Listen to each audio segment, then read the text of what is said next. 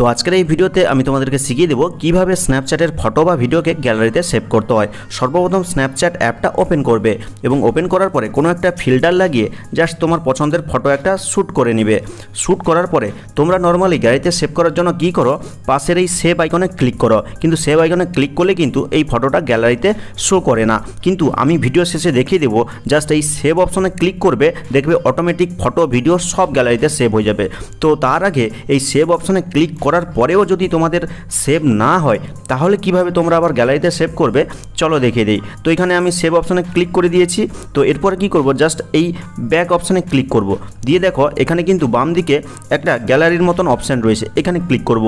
আর এখানে ক্লিক করলে কিন্তু রিসেন্টলি যতগুলো ফটো তুলেছি সেগুলো এখানে শো করছে। তো দেখো রিসেন্টলি অ্যাডেড অপশনটা রয়েছে। তো এই ফটোটা এক্ষুনি তুলেছিলাম। তো এই ফটোটাকে গ্যালারিতে নিয়ে যাওয়ার জন্য এই ওপরে যে 3 ডট রয়েছে এখানে ক্লিক করতে হবে। ক্লিক করার পরে একদম নিচে একটা অপশন রয়েছে এক্সপোর্ট অর সেন্ড স্ন্যাপ, এখানে ক্লিক করবে। তো ক্লিক করার পরে শেয়ার টু অপশানের মধ্যে অনেকগুলো অপশান রয়েছে, স্লাইড করবে, দেখবে ডাউনলোডের একটা অপশান রয়েছে। তো এই ডাউনলোড অপশানে ক্লিক করে দিবে। ক্লিক করলে কিন্তু অটোমেটিক সেই ফটোটা বা ভিডিওটা তোমার গ্যালারিতে সেভ হয়ে যাবে। তো চলো আমি গ্যালারিটা ওপেন করে সেই লাইভ প্রুফটা দেখিয়ে দিচ্ছি। তো দেখতেই পাচ্ছ এখানে কিন্তু ওই ফটোটা গ্যালারিতে চলে এসছে। তো এই কয়েকটা সেটিংস করে কিন্তু স্ন্যাপচ্যাটের যে কোনো ফটো বা ভিডিওকে তুমি সরাসরি গ্যালারিতে সেভ করতে পারবে। কিন্তু এত কিছু না করেও তুমি যদি জাস্ট এই যে ফটো তুললে, আমি আবার দেখাচ্ছি, দেখো এই ফটো একটা তুললে আর এই ফটোটাকে জাস্ট এই সেভ অপশনে ক্লিক করলে কিভাবে গ্যালারিতে নিয়ে যেতে পারবে চলো সেটা দেখিয়ে দিই। তো আমি তার আগে ব্যাকে ফিরে আসবো এবং ব্যাকে ফিরে এসে দেখো এই যে প্রোফাইল আইকনটা রয়েছে তোমার একদম কর্নারে বাম দিকে, এখানে ক্লিক করবে।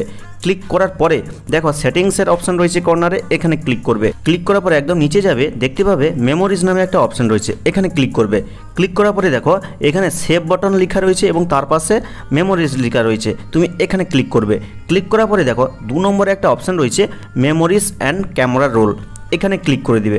এরপরে তুমি যতই ফটো তুলে সরাসরি সেভ অপশনে ক্লিক করো না কেন, সেই ফটোটা কিন্তু সরাসরি তোমার গ্যালারিতে সেভ হয়ে যাবে। তোমাকে কিন্তু আলাদা কোনো সেটিংসে যেতে হবে না। ধরো এই ফটোটা তুলে নিলাম, এবার কি করব, জাস্ট এই সেভ অপশনে ক্লিক করে দিলাম। দেখো সরাসরি কিন্তু এই ফটোটা আমার গ্যালারিতে চলে যাবে।